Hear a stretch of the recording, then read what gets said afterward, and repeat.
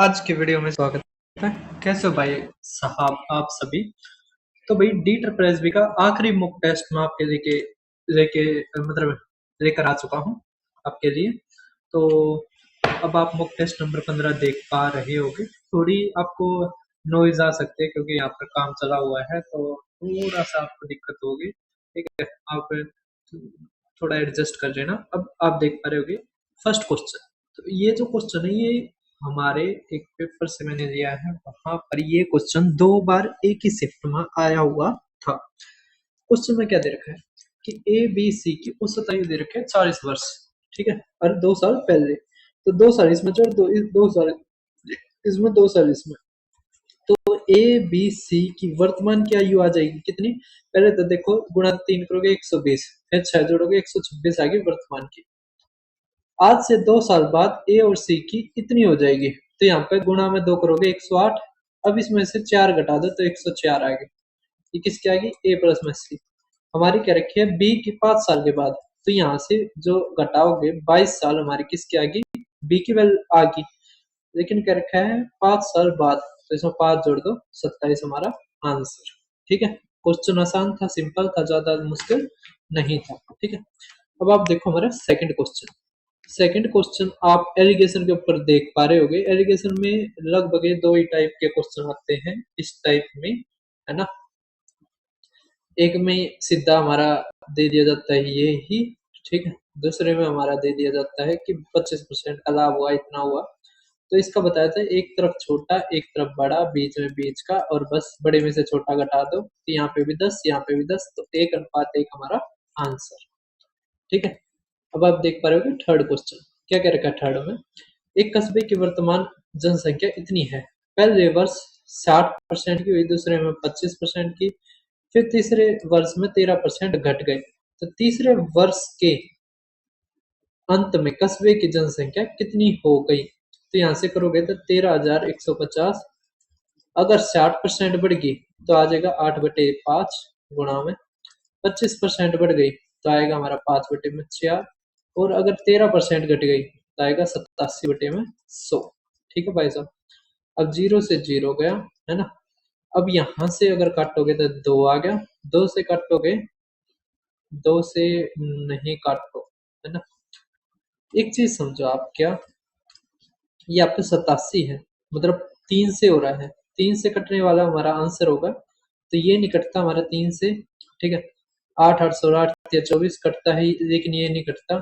ठीक है, 8 8 16 2 18 5 और 2 7 नहीं कटता, तो यही हमारा आंसर। ठीक है, कर दोगे। तो इस तरह आप 8 और 7 15, मतलब 3 से कट रहा है, नीचे 3 नहीं कट रहा है तो 3 रहेगा। इस तरह आप चेक कर सकते हो, और कई क्वेश्चनों में ये हमारा फिट हो जाता है। अब आप ये क्वेश्चन देख पा रहे होगे, क्या रखा हमारा एलसीएम बताओ इस संख्या का। तो पहले डेसिमल बराबर करो, यहाँ पे डेसिमल 3 अंकों से पहले, यहाँ पे 1, तो 3 अंकों से पहले ही करो, तो यहाँ पे आ जाएगा ये। ठीक है, और ये आ जाएगा इस तरह। ठीक है, समझ में आ गया। अब डेसिमल हटा दो, तो यहाँ पे आ गया 14300 और ये 2। अब इसका एलसीएम लेना है, तो एलसीएम हमारा क्या आ जाएगा 14300। ठीक है, अब एक चीज समझो, 3 अंकों से पहले डेसिमल था, 3 अंकों से पहले डेसिमल लगा दो, तो ये हमारा आंसर आ गया। ठीक है, कर दोगे। जब भी इस तरह आए कि अलग अलग, मतलब पहले डेसिमलों को सेम करेंगे। ठीक है, अब देखो नेक्स्ट पांचवा क्वेश्चन।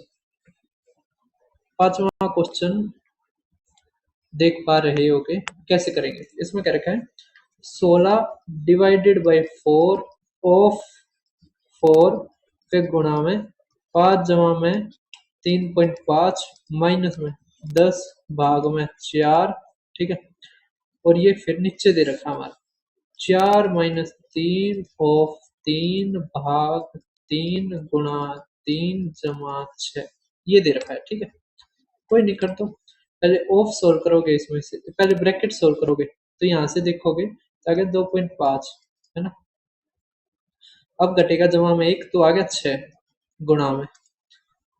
अब यहाँ से देखो पहले ऑफ सोल्व होगा तो 16, फिर भाग सोल्व होगा तो 16 तो 16 गया, आ गया 1, तो ऊपर आ गया 6, 1 गुणा में 6। अब यहाँ पे देखो ये आ गया हमारा 9, ठीक है, समझ पा रहे हैं।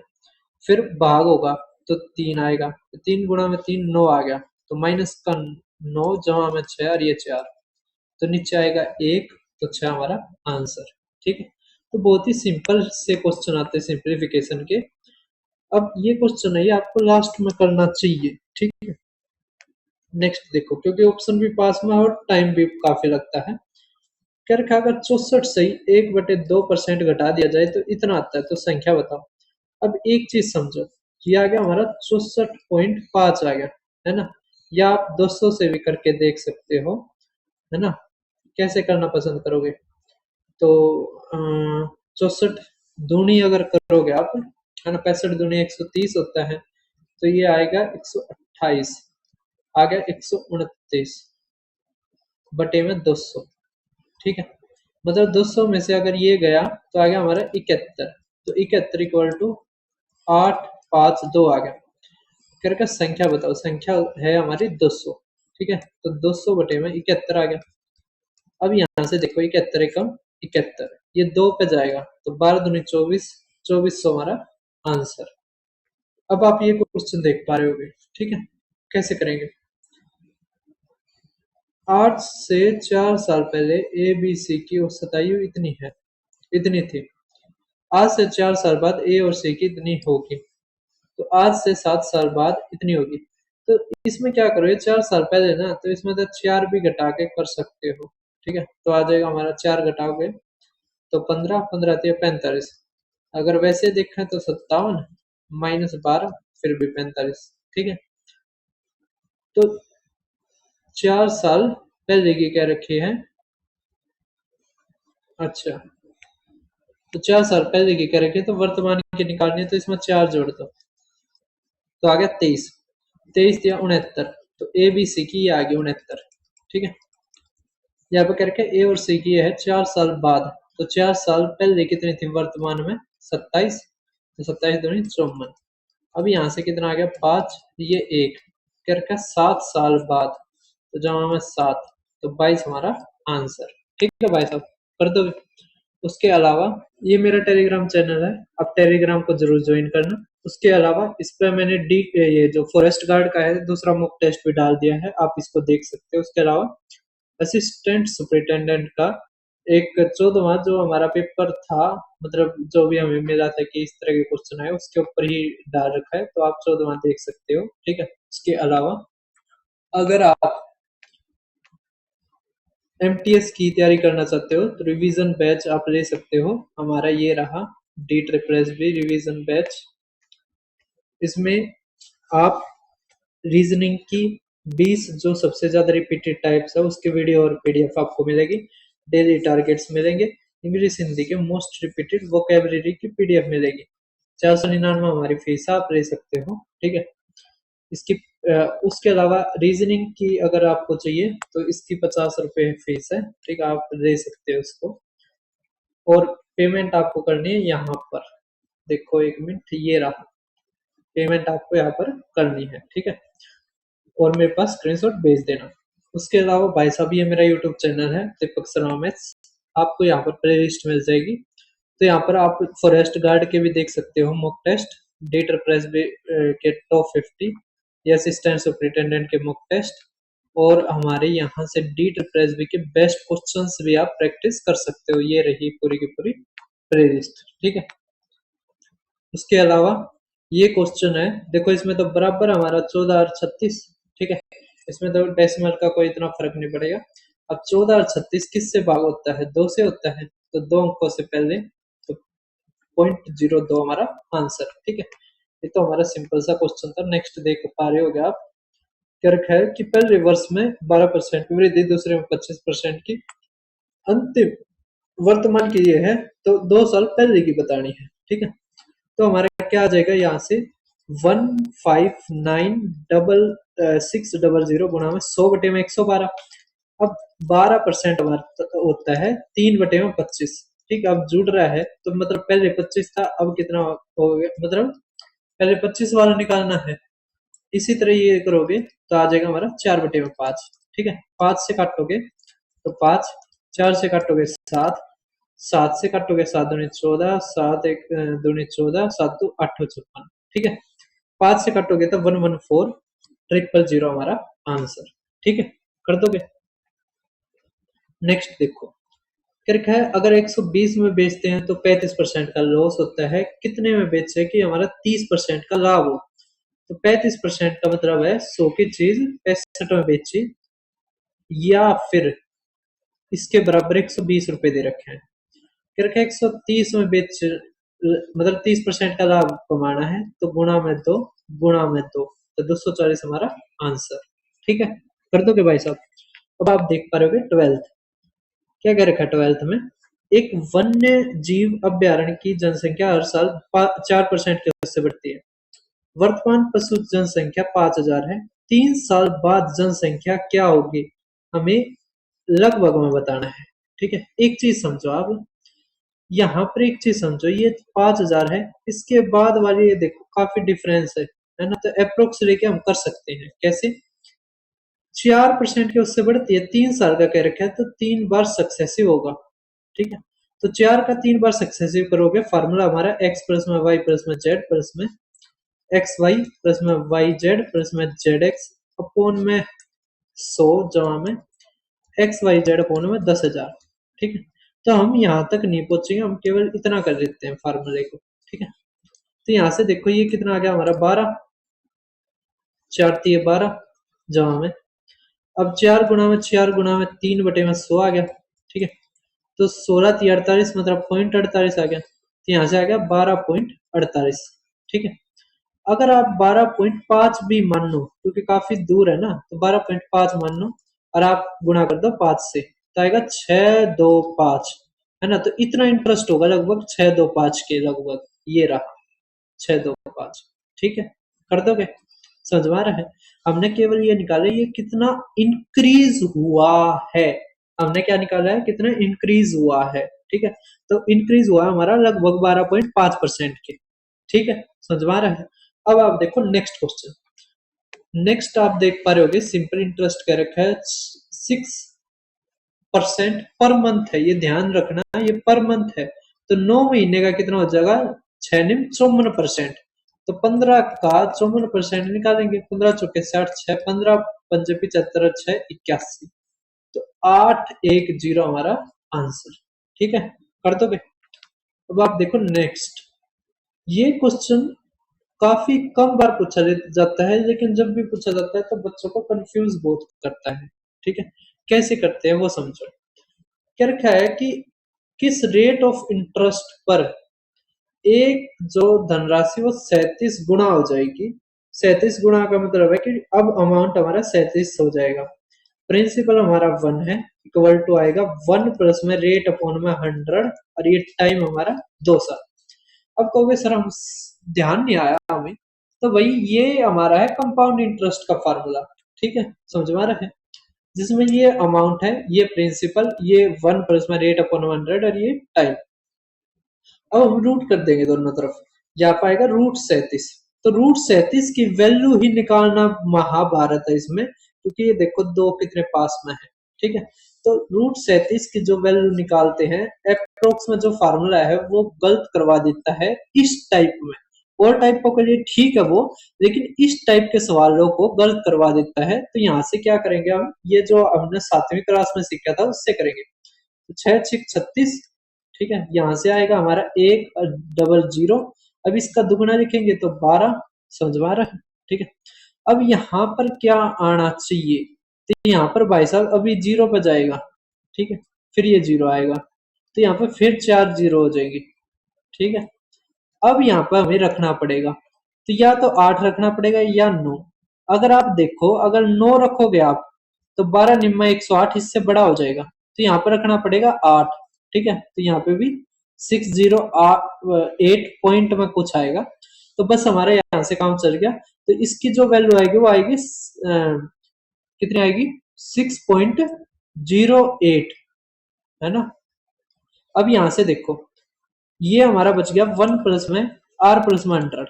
ठीक है, अब इसमें से एक जाएगा तो 5.08, अब 100 की गुणा होगी, आएगा 508 इक्वल टू r, तो 508 के लगभग हमारा आंसर होना चाहिए, ये रहा।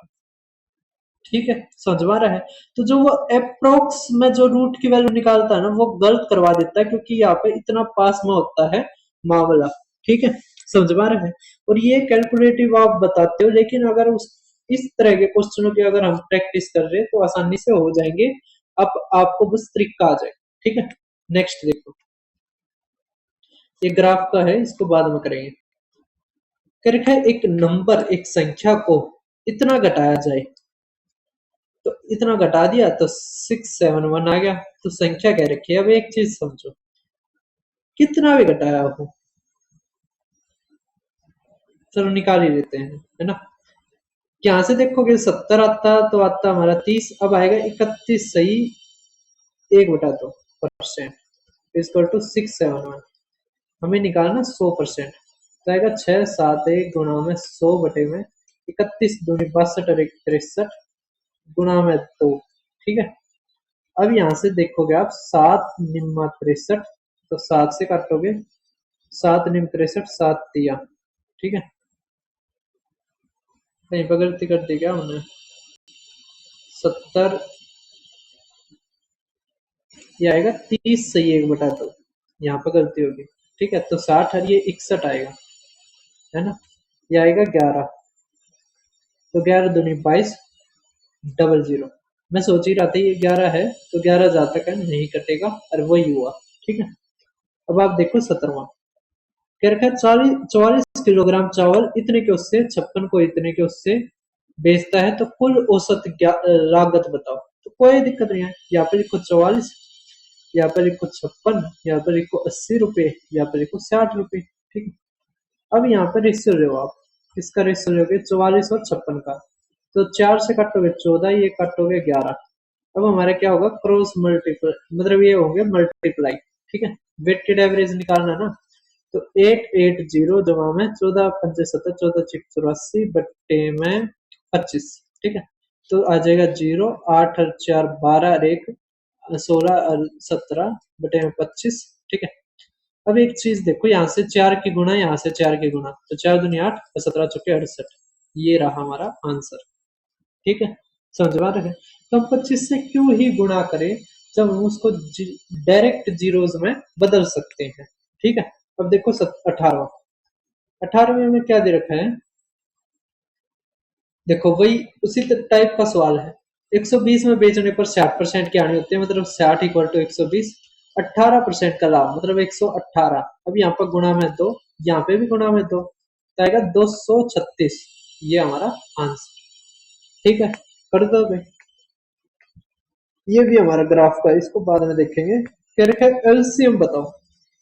दे रखा हमारा 4 की पावर 3 गुणा में 9 की पावर 2 गुणा में 12, 4 की पावर 2, 12 की पावर 2 गुणा में 16, और 9 की पावर 3 गुणा में 12 की पावर 2 गुणा में 16 की पावर 2। अब एक चीज समझो, यहाँ से ये दे रखे हमें, यहाँ पर एक चीज है, 2 और 3 के उसमें ही खेल रहा है, तो 2 और 3 के उसमें ही खेल रहा, हम कर देते हैं। यह आएगा 2 की पावर 6।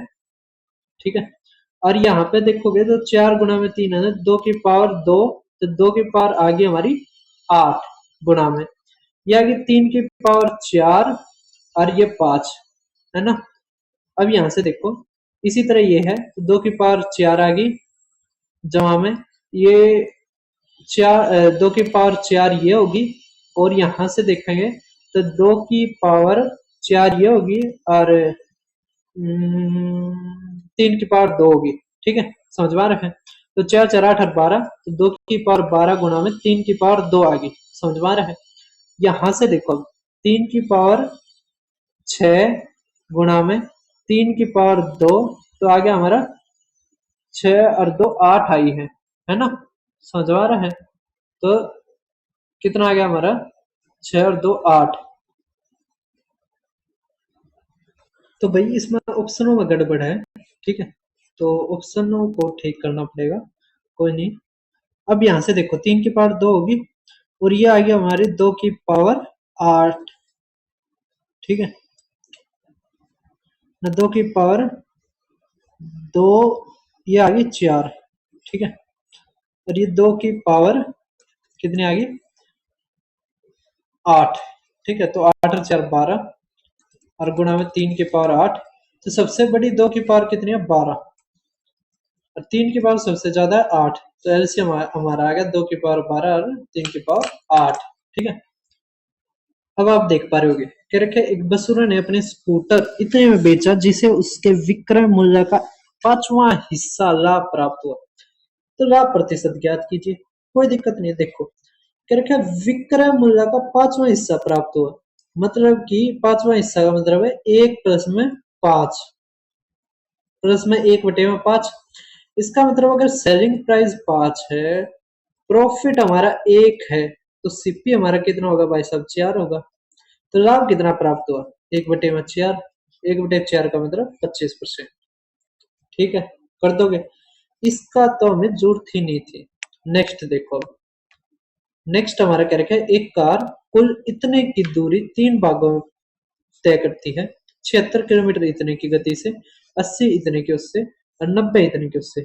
पूरी यात्रा की कार की औसत बताओ। और ये हमारा एक क्वेश्चन है और ऑप्शन भी काफी पास पास में है। ठीक है, तो एवरेज स्पीड का कई बार ऐसा क्वेश्चन आ जाता है। ऊपर आता है हमारा टोटल डिस्टेंस, नीचे आता है टोटल टाइम। टोटल डिस्टेंस तो हमारी देखिए 246, हमें चाहिए टाइम। ठीक है, अब 76 4 के उससे चलता है, तो 4 से काटेंगे तो 19, तो आ गया 1.9 जमा में। यहां से देखो ये हमारा आ गया, 0 से 0 कट गया, 5 से अगर करोगे तो आएगा 1.6। ठीक है, जमा में अगर ये 0 से 0 कट गया, ये 3/2 आ गया। 3/2 होता हमारा कितना? 3/2 होता है 1.5। ठीक है, समझ में आ रहा है? अब यहां से देखो 9 और 6 15 और 5 30, 15 20, तो 2 आ गया। 2 2 4 और 1 5, है ना? तो बस गुणा में 2, गुणा में 2, तो 46 दूनी 92 और ये 4। अब ये एक अंक से पहले आएगा तो 49.2 हमारा आंसर। ठीक है, कर दोगे? बहुत ही आसान क्वेश्चन था। और अब आप देख पा रहे होंगे बोट एंड स्ट्रीम का। नाव को धारा की दिशा में एक निश्चित दूरी तय करने में इतने लगते हैं, विपरीत दिशा उतने में 5 घंटे लगते हैं। तो शांत जल की नाव और धारा की गति बताओ। कोई दिक्कत नहीं है, आपको पता है कि ये 3 घंटे का रखे, डिस्टेंस सेम है। ठीक है, डिस्टेंस हमारी सेम है। 3 घंटे अगर डाउन स्ट्रीम में लगते हैं, तो डाउन स्ट्रीम की जो स्पीड आएगी वो x/3 आएगी, और ये 5, है ना? तो मैंने क्या बताया था, अगर आपको x रेशियो y निकालना है, एक बार जोड़ का आधा कर दो, तो 5 और 3 8 का आधा 4, घटा के आधा कर दो तो 1, तो 4:1 हमारा आंसर। ठीक है, समझ में आ रहा है? ये हमारा उस पे भी एप्लीकेबल होता है, किस पे? टाइम पे भी। ठीक है, जब अगर डिस्टेंस सेम दे रखी हो, स्पीड ना दे रखी हो। अब देखो नेक्स्ट, ये क्वेश्चन भाई साहब जैसे कौन में है ना, हमारा सिलेंडर में पूछा गया था फर्स्ट शिफ्ट में, नहीं सेकंड शिफ्ट में। एक लंबवर्तीय शंकु, तो पहले शंकु का वॉल्यूम लिखो, हमारा होता है 1/3 पाई आर का स्क्वायर एच। आगे से जब भी ये क्वेश्चन आए तो आप ये कांस्टेंट जो चीजें है ना उसको भूल जाया करो। तो पाई आर का ना आर का स्क्वायर इंटू एच। ठीक है, अब यहाँ पे कह रखा है रेडियस 150% बढ़ जाता है। इसका मतलब अब कितना हो गया? 250/100। अब इतना हो गया, तो यहाँ से आ गया 5 दूनी 5, तो मतलब अब 5/2 हो गया, ये भी 5/2 हो गया। लेकिन लेकिन लेकिन हमारी जो, अच्छा अच्छा हा, ओ हो, ये ध्यान से पढ़ना, हाइट बढ़ी है, तो इसका मतलब हाइट अगर 5/2 हुई है, रेडियस 40% घटी है। रेडियस अगर 40% घटी है भाई साहब, तो इसका मतलब 40% का मतलब होता है 2/5। तो इसका मतलब अगर 2/5 घटी है, अब कितनी बचेगी? 3/5। तो यहां से लिखो 3/5, और ये भी 3/5। ठीक है, यहां से ये गया, ये आ गया 00, ये आ गया हमारा 9/10 आ गया। तो कितनी घटेगी? 10%। 10% कम हो जाता है हमारा आंसर। ठीक है, कर दोगे? अब आप देखो 25वां, क्या क्या रखा है इसमें? 45 नींबू 40 रुपए में 10% के आने पर बेचे जाते हैं। 10% लाभ प्राप्त करने के लिए 33 में लगभग कितने नींबू बेचे जाने चाहिए। ठीक है, तो मैंने इसमें क्या बताया था आपको, कॉन्सेप्ट बताया था। क्या था वो कॉन्सेप्ट, कि ऊपर हमारा आएगा, ऊपर आएगा हमारा कितने नींबू, तो 45, जितना भी लाभ आयनीय होया वो लिख दो 90/100। नीचे आएगा इसकी क्वांटिटी 40 इक्वल टू, ये क्या है 33 रुपए, तो रुपये आएगा नीचे, ऊपर में नींबू, तो नींबू आ गया x गुणा में 11/10। ठीक है, यहां से देखोगे तो हमारा ये कट गया, इससे ये कट गया। ठीक है, 11 से 3 कट गया, और ये हमारा 5 अट्ठे, कहीं पर गलती कर दी क्या हमने, क्या कर रखा हमारा कि कितने नींबू बेचे जाने चाहिए। वैसे तो ऐसे ही होना चाहिए था हमारा, लेकिन इसमें क्या कह रखा है, अप्रोक्स कह रखा है, अप्रोक्स है ना, अप्रोक्स आएगा, तो मतलब ठीक चल रहे हैं हम। यहाँ से देखो 9×27 गुणा 45/8, है ना। अगर आप देखो ये 40 तो कटा ही नहीं था, है ना, ये पूरा ही आएगा 40, और यहाँ पर 40 आएगा। तो अब आप देखोगे तो 27, ये 40 मतलब एक से तो ज्यादा ही है, मतलब 27 से तो बड़ा ही आंसर होगा हमारा, ये रहा 30। ठीक है, अप्रोक्स में आएगा। अब आप देखो नेक्स्ट, नेक्स्ट हमारा क्या रखे, एक टंकी को एक पाइप 8 घंटे में भर सकता है, और रिसाव के कारण 10 घंटे में खाली, अ, अच्छा, रिसाव के कारण 10 घंटे लगते हैं भरने में। रिसाव अकेले पूरी टंकी को कितने समय में लेगा खाली करने में, कोई दिक्कत नहीं है। यहाँ पर देखो हमने माना कि जो सिस्टम है वो ए है, ए बढ़ता है इसको 8 घंटे में, जबकि ए और बी हमने माना, बी को रिसाव माना, ये रहता है 10 घंटे। तो यहाँ से अगर आप ऐसे लोगे तो आएगा 40। ठीक है, अब 40 आ गया, तो ए की एफिशिएंसी कितनी आ गई 5, और इसकी आ गई 4। अब 4 कब हुई है, जब बी क्या है, बी की एफिशिएंसी 1 होगी माइनस में। ठीक है, तो बटे में -1 करेंगे तो 40 घंटे हमारा आंसर। ठीक है, अब आप देखो 27वां, करके ट्रायंगुलर फील्ड है जिसका रेशियो ये है, पेरीमीटर हमारा ये है, तो कॉस्ट ऑफ प्लगिंग बताओ फील्ड की एट द रेट ऑफ इतने पर मीटर स्क्वायर। ठीक है, √6 की भी वैल्यू दे रखी है, वाह जी वाह। साइड्स दे दिया, पेरीमीटर दे दिया, कोई दिक्कत नहीं है, पेरीमीटर दे दिया, एरिया बताना है। हाँ, एरिया चाहिए और 48 तक गुणा कर दो बस, कोई दिक्कत नहीं है। यहाँ पे देखो हमारा पेरीमीटर कितना आ गया, 8 8 16 7 23, है ना, 8 8 16 23, तो 23x दे दिया हमारा 144, है ना। तो 6 × 4 = 24, 6 × 2 = 12, 6 पे गए हो, एक्स हमारा कितना आ गया 6। ठीक है, अब चाहिए हमें एरिया, समझ में आ रहा है, क्या चाहिए हमें, एरिया। तो एरिया है और ये ट्रायंगुलर फील्ड है, तो हमारा वैसे तो ये क्या बन रहा हमारा, एक आइसोसेलेस ट्रायंगल, है ना। तो अगर हम देखा है तो 8 8, इस 7/2 हो जाएगा, और फिर इसका स्क्वायर घटाएंगे, है ना, तो 64 -49/4, है ना, फिर रूट में आएगा, और वैसे काफी कैलकुलेशन हो जाएगी, है ना। जब भी भाई साहब आपको ऐसा क्वेश्चन देखने को मिले तो उसको आखिर में करना। ठीक है, चलो हमने फंस तो गए, अब कर ही रहते हैं। 4 × 4 = 16, 4 × 6 = 24 और 25। अब इसमें से जाएगा हमारा कितना आएगा, ये 207 बटे में 4। ठीक है, अब रूट करेंगे तो ये देखो 9 से हो रहा है, 9 दूनी 18, और 9 तिया 27, है ना, 9 तिया 27 बटे में 2, मतलब 3√23 बटे में 2, है ना, गुणा में 1/2, गुणा में 7/2, गुणा में 48, इस तरह आ रहा है। ठीक है, फिर √6 की वैल्यू क्यों दे रखी है इसमें, पता नहीं, देखो, दो दो आठ, आठ छः 48 होता है ना, तो 6 से 42 गुणा में 3, है ना, और जमा में √23, तो 3 दूनी 6 और 4 तिये 12 गुणा में है ना, 42 गुणा में, अब गुणा में हमें करना है कितना, √23, है ना।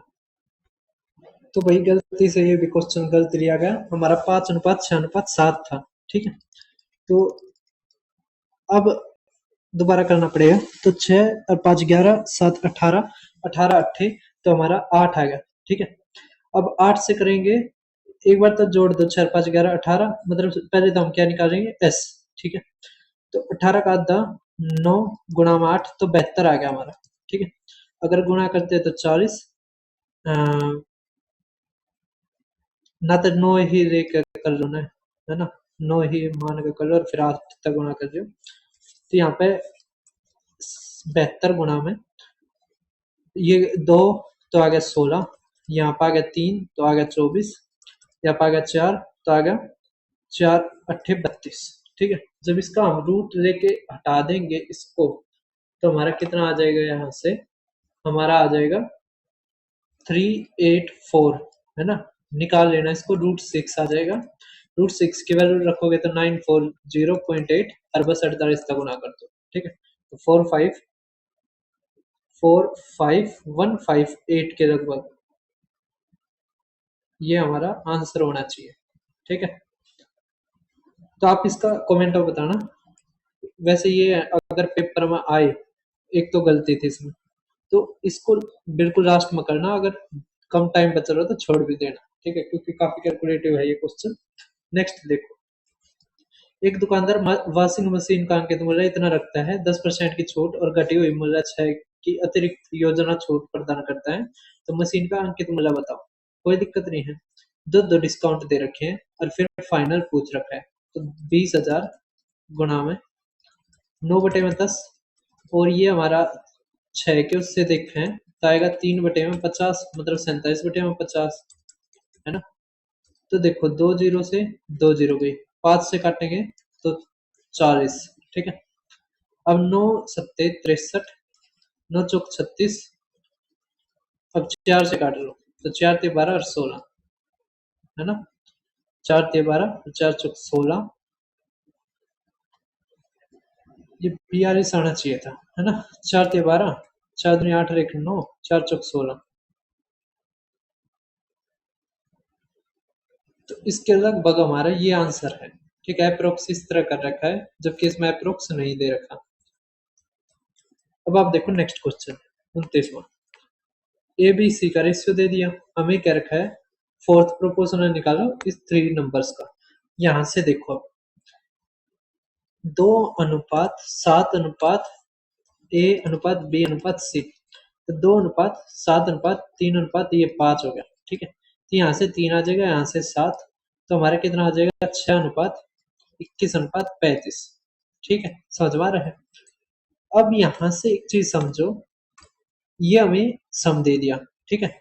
5 और 1 6, 6 12, 12 और 1 तो आ गया 62, 62 इक्वल टू में ये दे रखा है, ठीक है। तो गुणा में 4 कर रखा है बस। अब क्या रखा है, फोर्थ प्रोपोर्शनल निकालो इसका, तो क्या आता है इसमें, इसकी गुणा बट्टे में 6, ठीक है, यह आता हमारा। तो 3 दूनी और 3 सत्ते, अब 4 से गुणा करनी है तो बस 2 से गुणा हो जाएगी, ठीक है। तो हमारा कितना आ जाएगा, गुणा में 70, तो 490 हमारा आंसर, ठीक है। कर दोगे। अब आप देख पा रहे हो 30वां, रेशियो ऑफ बॉयज और गर्ल्स का दे रखा है, जिसमें हमारे बॉयज 42 दे रखे हैं। तो देखो, 6 सत्ते 42 और 5 6 30 ना, 5 सत्ते 35, है ना। ये देखो, 6 सत्ते 42 नहीं है क्या, और 5 सत्ते 35। नेक्स्ट देखो, क्या रखा है, एक सम है ये, ए बी सी के बीच में इस तरह डिवाइड किया गया है। अगर 32 ऐड कर दे हम ईच शेयर में, तो नया रेशियो क्या हो जाएगा, ये हमारा पूछ रखा है। या तो हम ये कर सकते हैं कि इस पूरे को करो और फिर 32 जोड़ते चले, ठीक है। या फिर हम ये कर सकते हैं, सबसे आसान तो वैसे यही पड़ेगा, है ना। देखो ये है हमारा 8 2 10 13, 13 एकम 13, है ना। ये गया 5, इसको और ठीक कर लो भाई साहब, ये 5 है, ठीक है। पता नहीं यार अब की बार इतनी मिस्टेक्स कैसे होगी। 5 है तो 5 और 3 8 और 2 10, ये गया तो 184 है, ठीक है। गुणा में करोगे तो ये आ गया, गुणा में 3 करोगे तो 3 चौक 12, 54 ना 18 36 38 54 और एक 55 आ गया, ठीक है। और 8 से करोगे 8 चौके 32, 8 8 44 और ये आ जाएगा 147, ठीक है। 32 जोड़ोगे इसमें तो आएगा 4, 7 3 10 और ये 15, फिर 32 जोड़ोगे तो 2 2 4 8 और ये 5, फिर 2 और 8 10 1 10 और ये 4, ठीक है। समझ में आ रहा है। अब यहाँ से एक चीज देख पा रहे होगे आप, क्या 4 से सारे के सारे कट रहे हैं, तो 4 से हम काटते हैं सभी को। अगर आप 4 से काटते हो, 4 से, और वैसे 8 से भी कट, हाँ 8 से भी सारे के सारे कट रहे हैं, तो 8 से अगर काटते हो आप तो 50, है ना। ये ऑप्शन भी गलत है, 50 आएगा, 73 और 119, ये हमारा आंसर, ठीक है। नेक्स्ट देखो, अब मशीन ए 20 विजेट का उत्पादन करती है, बी हमारा 3/4 रेट पर लेकिन 15% स्लोवर है डाउन टाइम में। Both machine start on A batch of one ना 889 के उस पर 859 के विजिट के बैच के साथ स्टार्ट होती है, लेकिन मशीन ए 20 घंटे बाद रुक जाती है, ठीक है। कितने शेष कार्य पूरा करने के लिए बी को कितने अतिरिक्त घंटों की आवश्यकता होगी। तो बहुत ही अच्छा क्वेश्चन है, ठीक है। ये 20 बनाती है और ये 3/4 बनाती है, और 15% स्लोवर है डाउन टाइम पे। कोई दिक्कत नहीं है। कैसे करेंगे इस सवाल को, यहाँ पे हमारे 25 12 16 और 20 घंटे हैं ऑप्शन। तो अब यहाँ से देखो भाई साहब, ए हमारा 20 बनाता है, ठीक है। ये इसका 3/4 मतलब कि कितना बनाती है, 15, और उसका भी जो 15% स्लोवर है तो आ गया 85/100, ठीक है। तो यहाँ से हमारा आया, जब इसका करेंगे हम 15 पंजे 75, तो 12.75, ठीक है। ये हमारा इफेक्टिव रेट आ गया बी का। अब ये 20 घंटे कौन करता है, ए काम करता है, तो 20 घंटे में इसने कितने बना लिए, 20 घंटे में बना लिए इसने 400, ठीक है। 20 गुणा में 20, और बी ने कितने बना लिए, 20 गुणा में 12.75, है ना। तो यहाँ से आ गया 255, तो टोटल हमारे कितने हो गए, टोटल हो गए 655, ठीक है भाई साहब। अब यहाँ से देखो हमारा क्या रखा है, रिमेनिंग वर्क, तो टोटल हमें बनाने हैं 859, बन गया हमारे ये, तो 402, 204 आ गया। बी के उससे तो 12.75, ठीक है। तो 12 से 3/4 भी करते हो तो हमारा लगभग 16 घंटे तक पहुंचेगा, ठीक है। नेक्स्ट देखो, बी इतने बढ़ता है, सी इतने बढ़ता है, अगर दोनों को चालू कर दिया जाए कितना टाइम लगेगा, तो 6 12, ना तो इसको दोनों को इस तरह भी कर सकते हैं, 18 6 दिया 3 4, तो 4 घंटे हमारा आंसर। ये तो आसान क्वेश्चन है। नेक्स्ट देखो, 8 सेंटीमीटर पिघलाकर 8 छोटे छोटे नए गण बनाए जाते हैं, तो लेंथ बताओ स्मॉल क्यूब्स की। तो कोई दिक्कत नहीं है, आसान क्वेश्चन है ये तो, ठीक है। कैसे करेंगे इसको, तो हमारा 6 दे रखा है और 8 बनते हैं, यहाँ पर 6 सेंटीमीटर आना चाहिए। पता नहीं यार, सब में गलती हो रही है, दिमाग खराब कर दिया है। अब ये देखो 6 का क्यूब इक्वल टू में 8 गुणा में ए का क्यूब, ठीक है। तो यहाँ से आएगा हमारा 216 बटे में 8 करेंगे तो 8 दूनी 16, 8 7 56, है ना, इक्वल टू ए का क्यूब, तो 3 सेंटीमीटर हमारा आंसर, ठीक है। नेक्स्ट देखो 35वां, एक क्लोथिंग स्टोर है जो बाय 3 गेट 2 फ्री वाली टी शर्ट की सेल लगाता है, तो इसमें क्या रखे इफेक्टिव परसेंटेज डिस्काउंट। तो फ्री कितने मिलते हैं, 2, और टोटल कितने 5, तो 2/5 होता है हमारा 40%, ठीक है।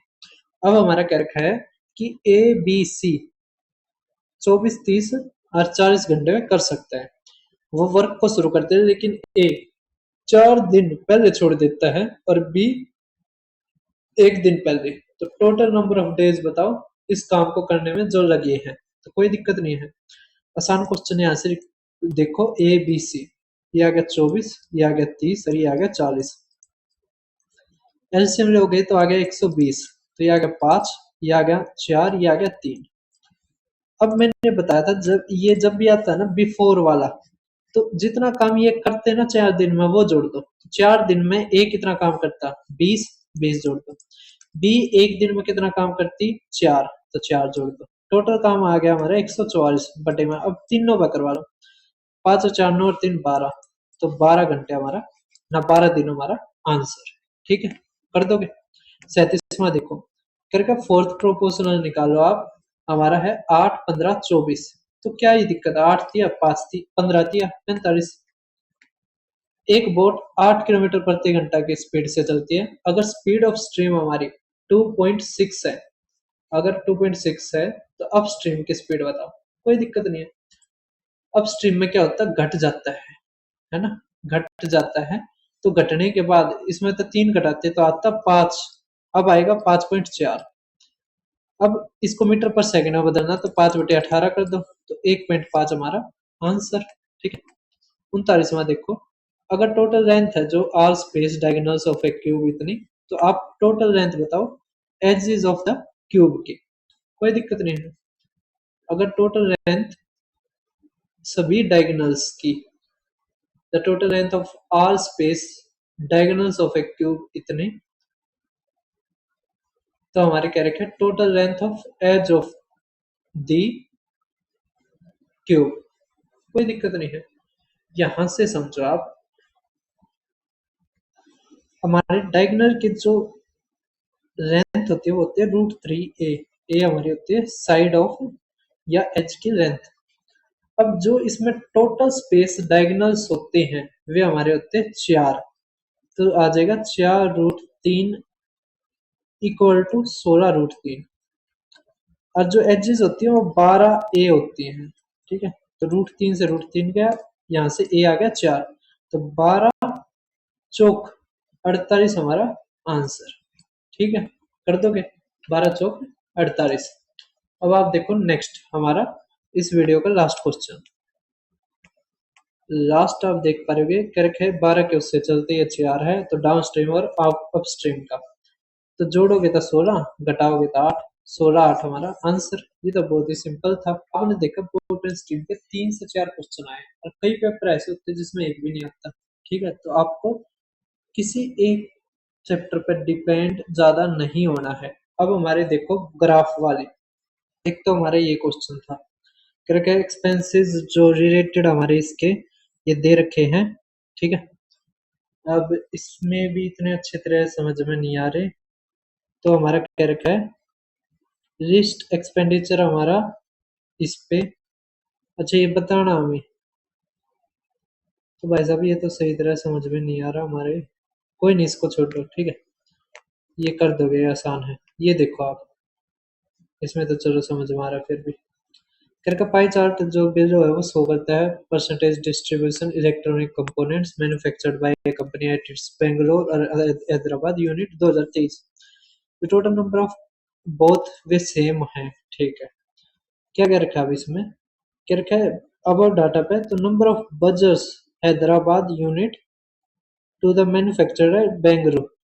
तो बजर्स वाले का इफ वो बताना है, तो 7:3 आ गया, तो 7:3, तो 3:7। हैदराबाद वाला नीचे है ना, ये रहा, तो यहाँ पे ये 3 है, तो 3:7 हमारा आंसर। आसान था ये तो। ठीक है, एक क्वेश्चन जो बच गया वो देखो। ये जो क्वेश्चन है ना मैंने काफी बार करवाया है, पर मैंने एक ही चीज बताई थी आपको कि इस क्वेश्चन को करते वक्त आपको बहुत ही ध्यान रखना पड़ेगा।